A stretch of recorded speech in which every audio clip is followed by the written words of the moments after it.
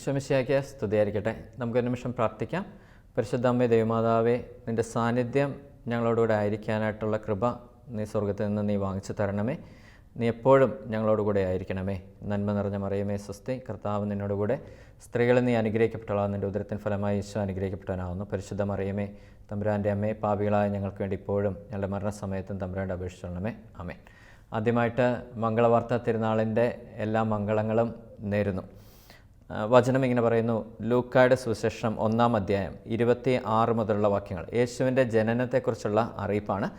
6-ാം മാസം ഗബ്രിയേൽ ദൂതൻ ഗലീലയിൽ നസ്രത്ത് എന്ന പട്ടണത്തിൽ ദാവീദിൻ്റെ വംശത്തിൽപ്പെട്ട ജോസഫ് എന്ന പേരായ പുരുഷനുമായി വിവാഹ നിശ്ചയം ചെയ്തിരിക്കുന്ന കന്യയുടെ അടുത്തേക്ക് ദൈവത്താൽ അയക്കപ്പെട്ടു. അവളുടെ പേര് മറിയം എന്നായിരുന്നു. ദൂതൻ അവളുടെ അടുത്ത് വന്ന് പറഞ്ഞു, ദൈവകൃപ നിറഞ്ഞവളെ സുസ്തി, കർത്താവ് നിന്നോടുകൂടെ. ഈ വചനം കേട്ട് അവൾ വളരെ അസ്വസ്ഥയായി. എന്താണ് ഈ അഭിവാദനത്തിൻ്റെ അർത്ഥമെന്ന് അവൾ ചിന്തിച്ചു. ദൂതൻ അവളോട് പറഞ്ഞു, മറിയമേ നീ ഭയപ്പെടേണ്ട, ദൈവസന്നിധിയിൽ നീ കൃപ കണ്ടെത്തിയിരിക്കുന്നു. നീ ഗർഭം ധരിച്ച ഒരു പുത്രനെ പ്രസവിക്കും, അവൻ യേശു എന്ന് പേരിടണം. അവൻ വലിയവനായിരിക്കും, അത്യുന്നതൻ്റെ പുത്രൻ എന്ന് അവൻ വിളിക്കപ്പെടും. അവൻ്റെ പിതാവായ ദാവീദിൻ്റെ സിംഹാസനം ദൈവമായ കർത്താവ് അവന് കൊടുക്കും. യാക്കോബിൻ്റെ ഭവനത്തിൻ്റെ മേൽ അവൻ ഭരണം നടത്തും. അവൻ്റെ രാജ്യത്തിന് അവസാനം ഉണ്ടാവുകയില്ല.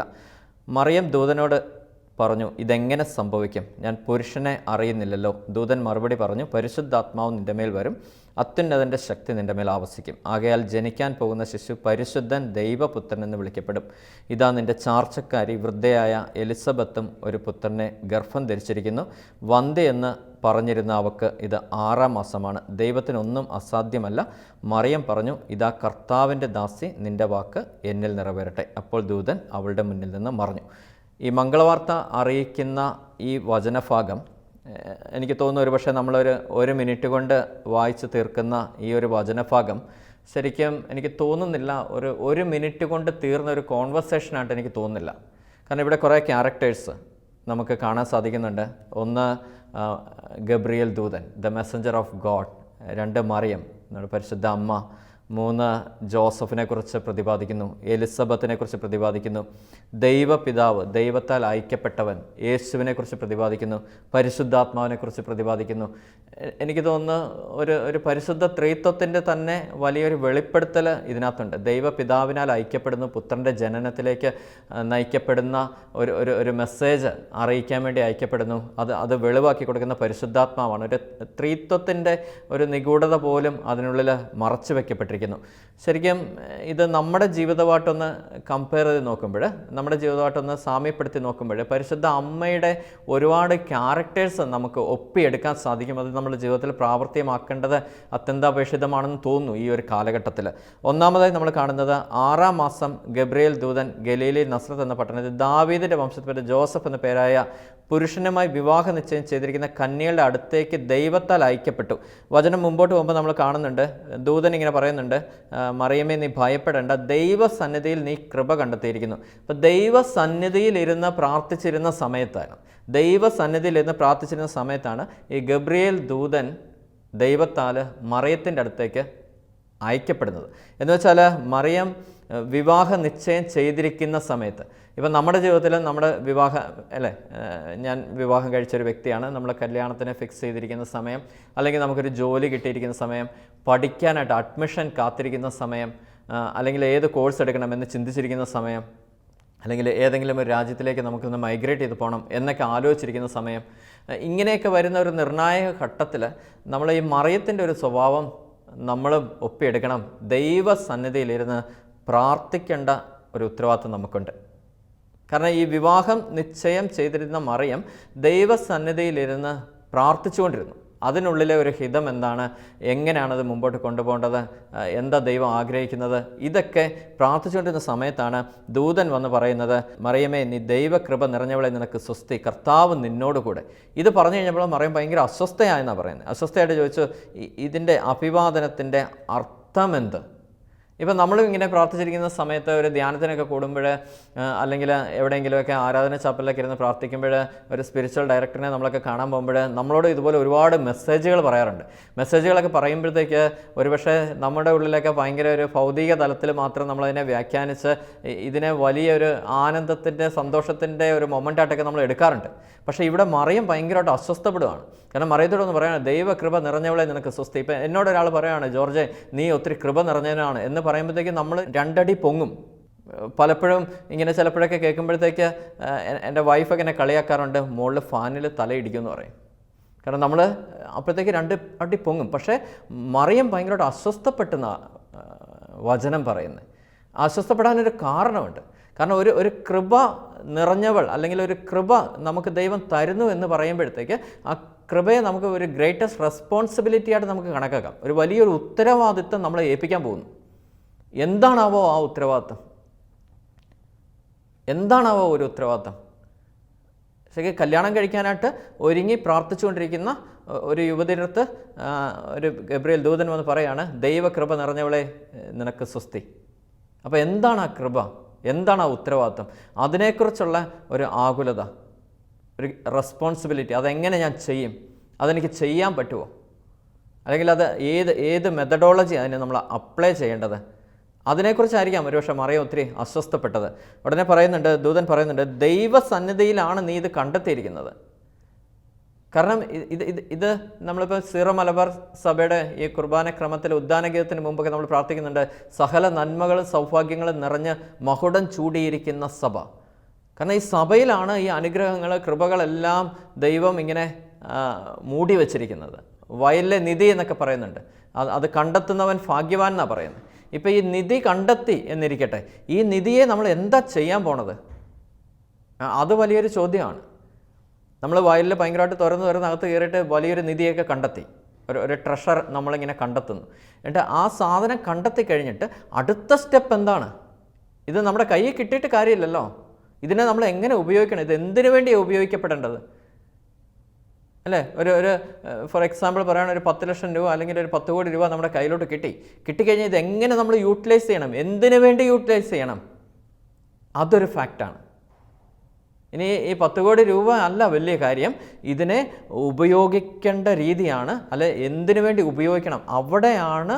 അങ്ങനെ ഒരു ആസ്പെക്ട്സിലാണ് മറിയം ഭയങ്കരമായിട്ട് ആകുലപ്പെട്ടത്. കാരണം അത് നമ്മുടെ ഉത്തരവാദിത്വമാണല്ലോ, അതിനെ നല്ല രീതിക്ക് ഉപയോഗിച്ച് കൊണ്ടുപോകുക എന്നുള്ളത്. അല്ലെങ്കിൽ പിന്നെ 10 കോടി രൂപ കിട്ടിയിട്ട് കാര്യമൊന്നുമില്ലല്ലോ, ദൂർത്തടിച്ച് കളയാനാണെങ്കിൽ തരേണ്ട ആവശ്യം നമുക്കില്ലല്ലോ. ഇനി ഒരു ഐഫോൺ നമ്മുടെ കയ്യിൽ കിട്ടുന്നു. ഇപ്പോൾ ഈ ഐഫോൺ കിട്ടിയത് കൊണ്ട് കാര്യമില്ലല്ലോ, ഇത് ഉപയോഗിക്കാൻ ഞാൻ പഠിക്കണ്ടേ? ഇത് നന്നായിട്ട് ഉപയോഗിക്കാൻ പഠിക്കണം. ഈ ഐഫോൺ ഉപയോഗിക്കാൻ അറിയാത്ത ഒരാൾക്ക് എന്തിനാ ഐഫോൺ? അല്ലെങ്കിൽ അതിൻ്റെ ഫുൾ ഒരു ആപ്ലിക്കേഷൻ ലെവൽ കാര്യങ്ങളെല്ലാം നമുക്ക് അപ്ലൈ ചെയ്യാൻ പറ്റുന്നില്ലെങ്കിൽ അതെന്തിനാ അങ്ങനെ ഒരു ഡിവൈസ് നമ്മുടെ കയ്യിൽ? ഐഫോൺ കൈ കിട്ടിയിട്ട് കാര്യമില്ലല്ലോ. അത് നമുക്ക് ഉപയോഗിക്കാനും കൂടിയുള്ള ഒരു കൃപയിലേക്ക് നമ്മൾ എത്തണം. ഒരു ഉപയോഗിക്കാനുള്ള ഒരു കഴിവിലേക്ക്, അതിലേക്കും കൂടി നമ്മൾ എത്തപ്പെടണം. അപ്പോൾ ഒരുപക്ഷെ മറിയവും ഇങ്ങനത്തെ ഒരു ചിന്തയിലായിരിക്കാം ഈ വല്ലാതെ അസ്വസ്ഥപ്പെട്ടത്. ഈ അഭിവാദനത്തിൻ്റെ അർത്ഥം എന്തെന്ന് അവൾ ചിന്തിച്ചു. അവൾ അസ്വസ്ഥയായെന്നാണ് പറയുന്നത്. അപ്പോൾ ദൈവസന്നിധിയിലാണ് നീ ഈ കൃപ കണ്ടെത്തിയിരിക്കുന്നത്. അപ്പോൾ ആ ഒരു ഉത്തരവാദിത്വം ഗബ്രിയേൽ ദൂതൻ ഫരമേൽപ്പിക്കുകയാണ്. നീ ഗർഭം ധരിച്ച് ഒരു പുത്രനെ പ്രസവിക്കും. അത് നമുക്ക് എല്ലാവർക്കും അറിയാം. കല്യാണമൊക്കെ കഴിച്ചു കഴിഞ്ഞാൽ യുവതി ഗർഭം ധരിക്കും, പുത്രനെയും പുത്രിമാരെയൊക്കെ പ്രസവിക്കും. പക്ഷേ അടുത്ത് പറയുകയാണ്, നീ അവന് യേശു എന്ന് പേരിടണം. അവൻ വലിയവനായിരിക്കും, അത്യുന്നതൻ്റെ പുത്രനെന്ന് വിളിക്കപ്പെടും. നിൻ്റെ പിതാവായ ദാവീദിൻ്റെ സിംഹാസനം ദൈവമായ കർത്താവ് അവന് കൊടുക്കും. യാക്കോബിൻ്റെ ഭവനത്തിൻ്റെ മേൽ അവൻ എന്നേക്കും ഭരണം നയിക്കും. ഈ കാര്യങ്ങളൊക്കെ പറയുമ്പോൾ ഒരുപക്ഷെ സമയവും സാഹചര്യവും ഒക്കെ ഈ ഗബ്രിയേൽ ദൂതൻ വ്യക്തമായിട്ട് പറഞ്ഞു കൊടുത്തിട്ടുണ്ടാവാം. എനിക്ക് തോന്നുന്നു നമ്മളൊരു പ്രൊജക്റ്റൊക്കെ ചെയ്തിട്ട് അബ്സ്ട്രാക്റ്റൊക്കെ എഴുതി വെക്കുന്ന പോലെയാണ് ഇവിടെ കുറച്ച് കാര്യങ്ങൾ ഇങ്ങനെ എഴുതി വെച്ചിരിക്കുന്നത്. ഇതിൻ്റെ പിന്നാമ്പുറത്ത് ഒത്തിരി കാര്യങ്ങൾ സംഭവിച്ചിട്ടുണ്ടാവാം. ഇതിൻ്റെ സമയവും സാഹചര്യങ്ങളൊക്കെ വ്യക്തമായിട്ട് പറഞ്ഞു കൊടുത്തിട്ടുണ്ടാവാം. നീ ഗർഭം ധരിക്കാൻ പോകുന്നത് ഈ മൊമെൻറ്റിലാണ്. അപ്പോൾ വീണ്ടും മറിയത്തിന് ഭയങ്കര ആകുലത, അസ്വസ്ഥത. ഇതെങ്ങനെ സംഭവിക്കും? കാരണം എൻ്റെ വിവാഹ നിശ്ചയം കഴിഞ്ഞിട്ടേ ഉള്ളൂ, ഞങ്ങൾ ഒരുമിച്ച് സഹവസിച്ചിട്ടില്ല, ഞാനൊരു പുരുഷനെ അറിഞ്ഞിട്ടില്ല, പിന്നെ ഇതെങ്ങനെ സംഭവിക്കും? അതിനുശേഷം ദൂതൻ പറയാണ്, ദൂതൻ ശരിക്കും ഒരു വെറുതെ ഒരു സെൻറ്റൻസിൽ അവിടെ പറഞ്ഞു വെച്ചതല്ല, പരിശുദ്ധാത്മാവ് നിൻ്റെ മേൽ വരും, അത്യുന്നതൻ്റെ ശക്തി നിൻ്റെ മേൽ ആവസിക്കും എന്ന് വെറുതെ പറഞ്ഞു വെച്ചതല്ല.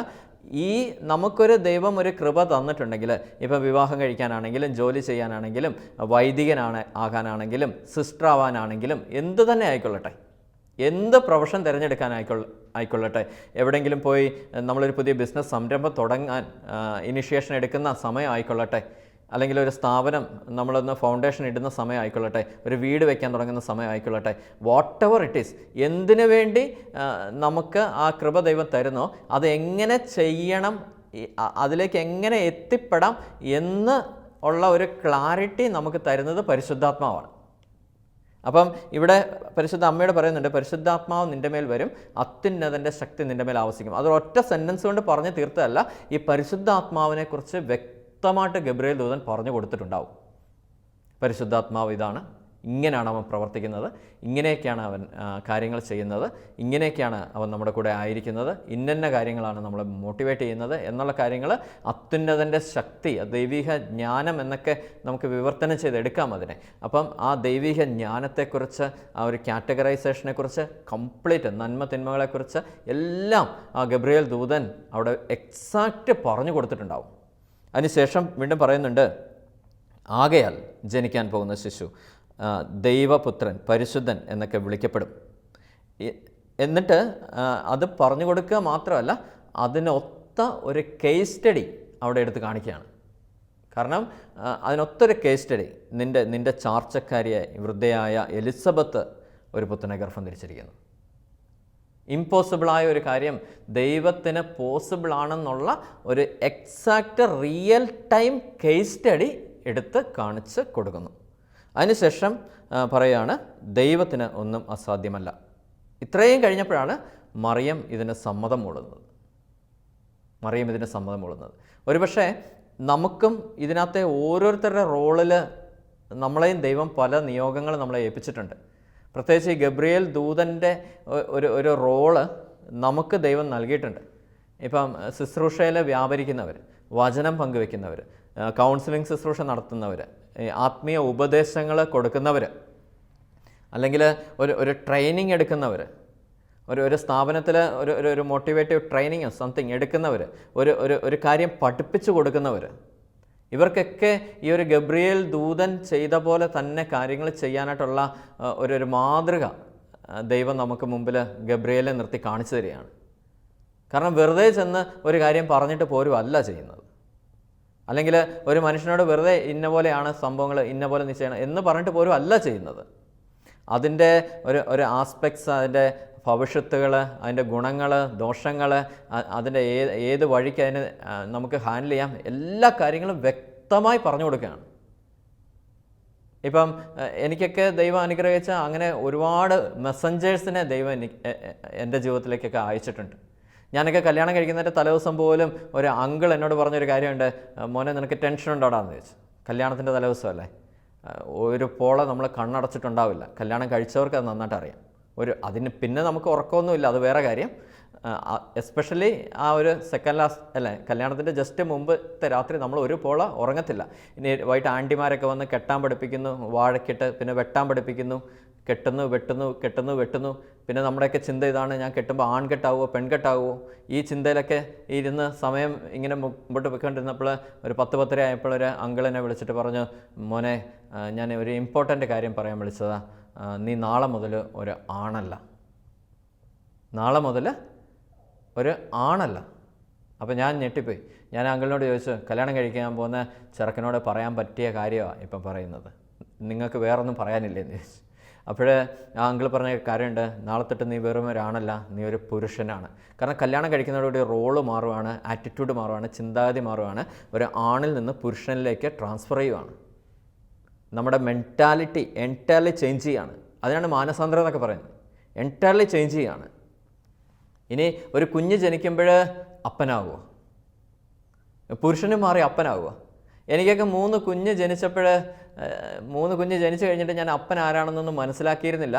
പക്ഷേ ഈ കഴിഞ്ഞ കുറച്ച് നാളുകളായിട്ട് ഞാൻ നന്നായിട്ട് മനസ്സിലാക്കുന്നുണ്ട് ഒരു അപ്പൻ ആരാണെന്ന്. എൻ്റെ അപ്പം പോയി കഴിഞ്ഞപ്പോൾ ഈ ലോകത്തുള്ള ആണുങ്ങളൊക്കെ ആരാണെന്ന് പഠിക്കുന്നത് അവനവൻ്റെ അപ്പൻ പോകണം. പോയി കഴിയുമ്പോഴേ ഒരു അപ്പൻ ആരാണെന്ന് പഠിക്കത്തുള്ളൂ. ഒരു അപ്പൻ്റെ ആറ്റിറ്റ്യൂഡ് എന്താണെന്ന് പഠിക്കത്തുള്ളൂ. അപ്പൻ എന്തായിരുന്നെന്ന് പഠിക്കത്തുള്ളൂ. അപ്പൻ എന്തിനാ അന്ന് അങ്ങനെ ചെയ്തത്? അന്ന് അപ്പൻ എന്നോട് എന്തിനാ അങ്ങനെ പെരുമാറിയത്? ഇതിൻ്റെയൊക്കെ ചുരുളഴിയുന്നത് നമ്മുടെ അപ്പന്മാർ മരിക്കണം. അപ്പന്മാർ മരിച്ചു കഴിയുമ്പോഴേ ഒരു അപ്പൻ ആരാണെന്നുള്ള ഒരു തിരിച്ചറിവ് നമുക്ക് കിട്ടത്തുള്ളൂ. ഒരു അപ്പൻ ആരാണെന്ന് നമുക്ക് മനസ്സിലാവത്തുള്ളൂ. അപ്പോൾ ഒരു കുഞ്ഞ് ജനിക്കുമ്പോഴത്തേക്ക് ആ റോള് മാറുക. ഒരു അപ്പൻ്റെ റോളിലേക്ക് നമ്മൾ പയ്യെ കയറുക. ആണല്ല അപ്പൻ, പുരുഷനല്ല അപ്പൻ. ഈ ആണിനും പുരുഷനും തമ്മിൽ ഒത്തിരി വ്യത്യാസമുണ്ട്. പുരുഷനും അപ്പനും തമ്മിൽ ഒരുപാട് വ്യത്യാസമുണ്ട്. ഒരു കല്യാണം കഴിക്കുന്നതോടുകൂടി ഒരു പെണ്ണ് മാറി സ്ത്രീ ആകുമോ? കുഞ്ഞ് ജനിക്കുമ്പോഴേ സ്ത്രീ മാറി അമ്മയാകുമോ? ബൈബിളിലുടനീളം യേശു തൻ്റെ അമ്മയെ സ്ത്രീയെന്ന് വിളിക്കുന്നു. ഒരൊറ്റ സ്ഥലത്ത് വെച്ച് മാത്രമേ അമ്മയെന്ന് വിളിച്ചിട്ടുള്ളൂ. അത് കുരിശിൻ്റെ ചോട്ടി വെച്ചിട്ടാണ്. ഒരു സ്ത്രീയിൽ നിന്ന് അമ്മയിലേക്ക് ഈ കാലിത്തൊഴുത്തോട്ട് കാൽവരി വരെയുള്ള ഒരു യാത്രയുണ്ട്.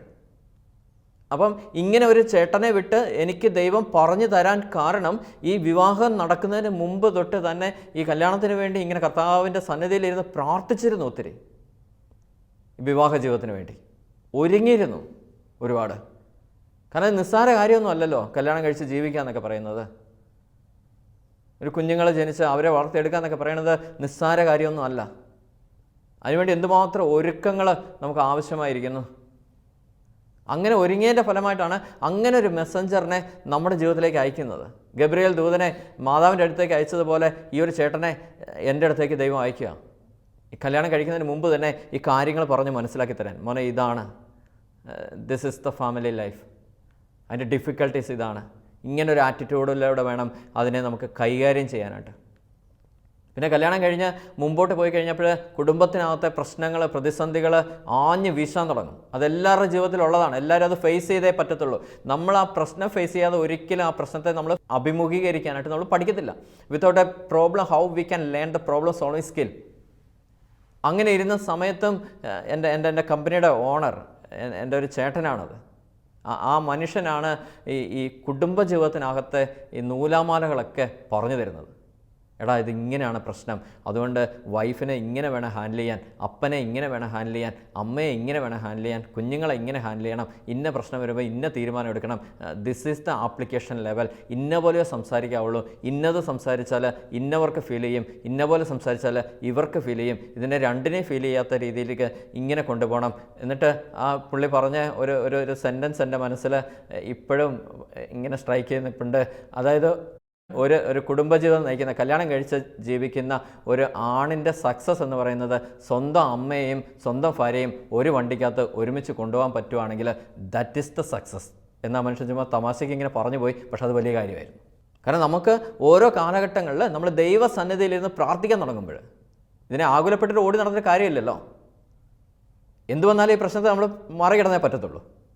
അപ്പോൾ അങ്ങനെ നമ്മൾ ദൈവസന്നിധിയിൽ നിന്ന് പ്രാർത്ഥിക്കാൻ തുടങ്ങുമ്പോൾ ഇതുപോലെ ചില ദൂതന്മാരെ നമ്മുടെ ജീവിതത്തിലേക്ക് അയക്കും. കാര്യങ്ങൾ വ്യക്തമായിട്ട് പറഞ്ഞ് മനസ്സിലാക്കി തരും.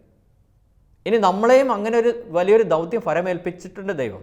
നമ്മുടെ ഫ്രണ്ടിൽ വരുന്ന ഓരോ വ്യക്തികൾക്ക് ഒരു ഉപദേശങ്ങൾ കൊടുക്കുമ്പോൾ, അല്ലെ ഒരു സെഷൻ എടുക്കുമ്പോൾ, ഒരു ക്ലാസ് എടുക്കുമ്പോൾ, ഒരു ടെക്നോളജിയെക്കുറിച്ച് പഠിപ്പിച്ചു കൊടുക്കുമ്പോൾ, അല്ലെ ഒരു വർക്കിനെ കുറിച്ച് എക്സ്പ്ലെയിൻ ചെയ്ത് കൊടുക്കുമ്പോൾ, അല്ലെ നമ്മുടെ സ്റ്റാഫിനെ ഒരു ഇന്നിടത്തേക്ക് നമ്മൾ പറഞ്ഞു വിടുമ്പോൾ ആ ഒരു സാഹചര്യത്തെക്കുറിച്ച് വ്യക്തമായ ഒരു ഐഡിയ നമ്മൾ കൊടുത്തേ പറ്റത്തുള്ളൂ.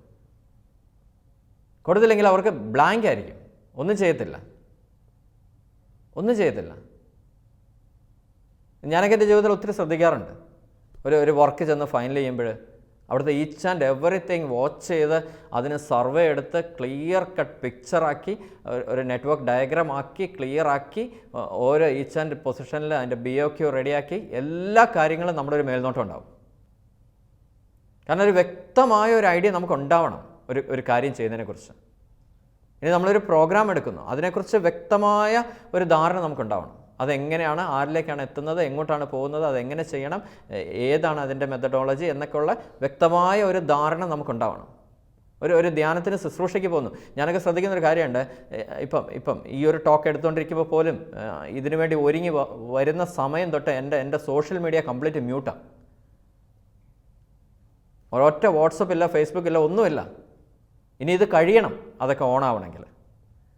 കാരണം അതിനൊരു ഫോക്കസ് ഉണ്ട്. അത് എത്തിക്കാൻ ഉദ്ദേശിക്കുന്ന ഒരു ടാർഗറ്റ്, ഒരു ഫോക്കസ് ഉണ്ട്. അതിലേക്ക് നമുക്കത് എത്തിച്ചേ പറ്റത്തുള്ളൂ. അല്ലെങ്കിൽ ചുമ്മാ ഇതെന്താ സമയം പോക്കാണോ വന്നിങ്ങനെ നിന്ന് എന്തെങ്കിലുമൊക്കെ പറഞ്ഞിട്ട് പോകാനായിട്ട്?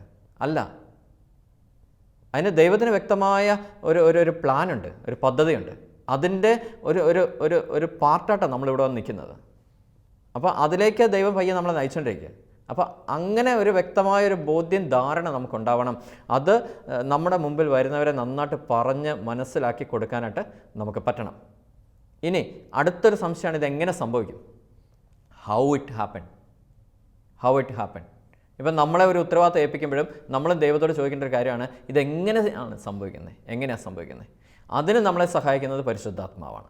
അപ്പോൾ പരിശുദ്ധാത്മാവ് എന്താണ്, ദൈവത്തിൻ്റെ ആത്മാവിൻ്റെ ശക്തി എന്താണ്, അവൻ എന്താണ് ചെയ്യുന്നത്, അവൻ എങ്ങനെയാണ് നമ്മളെ മോൾഡ് ചെയ്യുന്നത്, അവൻ എങ്ങനെയാണ് നമ്മളെ സഹായിക്കുന്നത്, അവൻ എങ്ങനെയാണ് നമ്മളെ വളർത്തിയെടുക്കുന്നത് എന്നുള്ള ഒരു വ്യക്തമായ ഒരു കാഴ്ചപ്പാട് ആദ്യം നമുക്കുണ്ടാവണം.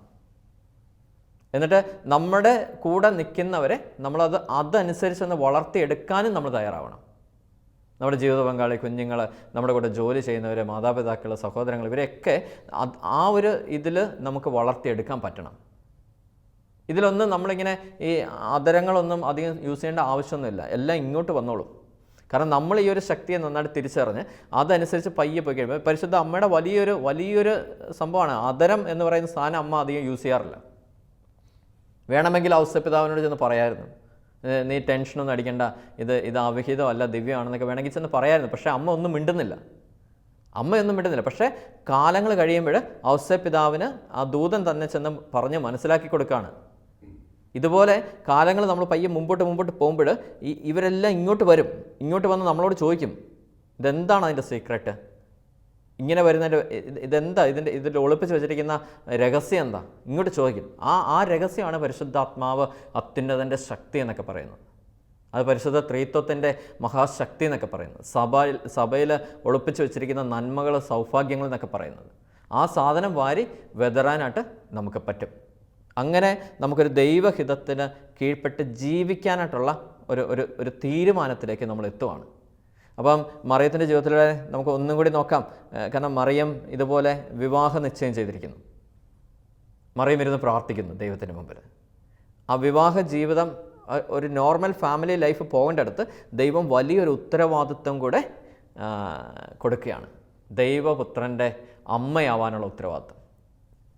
ദാറ്റ് ഈസ് ദ ഗ്രേസ് എന്ന് വെച്ചാൽ ദൈവസന്നിധിയിൽ മറിയം കണ്ടെത്തിയ കൃപ അതാണ്.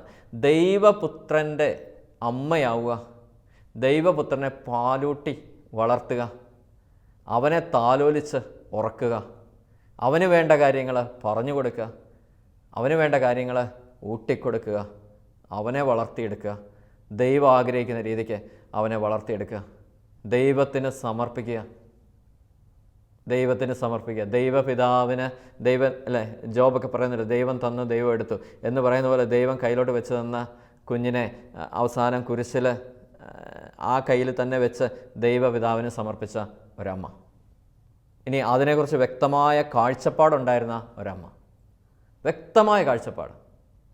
ഇനി അതിലുണ്ടാവാകുന്ന സംശയങ്ങൾ എല്ലാം അത് ക്ലിയർ ചെയ്ത ഒരമ്മ, പരിശുദ്ധാത്മാവിനെ കൂട്ടുപിടിച്ച ഒരമ്മ, പരിശുദ്ധാത്മാവിനെക്കുറിച്ച് ഒരു വ്യക്തി ദൈവത്തിൻ്റെ ശക്തിയെക്കുറിച്ച് പറഞ്ഞു തരുമ്പോൾ അത് ആഴത്തിൽ മനസ്സിലാക്കിയെടുത്തൊരമ്മ, അത് ഗ്രഹിച്ച് അതിനെ അപ്ലൈ ചെയ്തൊരമ്മ. ആ ഒരു കൃപ പരിശുദ്ധ അമ്മ സ്വർഗത്തിൽ നിന്ന് നമുക്ക് വാങ്ങിച്ചു തരട്ടെ. കർത്താവിൻ്റെ ദൂതുമായിട്ട് പലരും നമ്മുടെ മുമ്പിലേക്ക് കടന്നു വരുമ്പോൾ നമുക്ക് അതിൻ്റെ എന്താണ് ആ അഭിവാദനത്തിൻ്റെ അർത്ഥം എന്ന് മനസ്സിലാക്കാൻ, അതെന്താണ് ഉദ്ദേശിച്ചേക്കുന്നതെന്ന് മനസ്സിലാക്കാൻ, അതിലേക്ക് നമ്മുടെ ജീവിതം പയ്യെ സ്റ്റെപ്പ് വെച്ച് നയിക്കാനുള്ള വലിയൊരു കൃപ പരിശുദ്ധ അമ്മ വാങ്ങിച്ചു തരട്ടെ. നമുക്ക് ഒരുമിച്ച് ഈ മംഗളവാർത്ത ദിനത്തിൽ മറിയത്തോട് ചേർന്ന് നമുക്ക് പ്രാർത്ഥിക്കാം. പരിശുദ്ധ അമ്മേ, ദൈവമാതാവേ, നീ ആ മംഗളവാർത്ത കേട്ടപ്പോൾ നിൻ്റെ മനസ്സിലുണ്ടായിരുന്ന കാര്യങ്ങൾ, നീ രൂപപ്പെടുത്തിയെടുത്ത കാര്യങ്ങൾ, നീ ദൈവഹിതത്തിന് വിധേയപ്പെട്ടത് ഏത് വഴിയാണോ പരിശുദ്ധ അമ്മേ, ആ വഴി ഞങ്ങൾക്കും നീ പഠിപ്പിച്ചു തരണേ. ആമേൻ.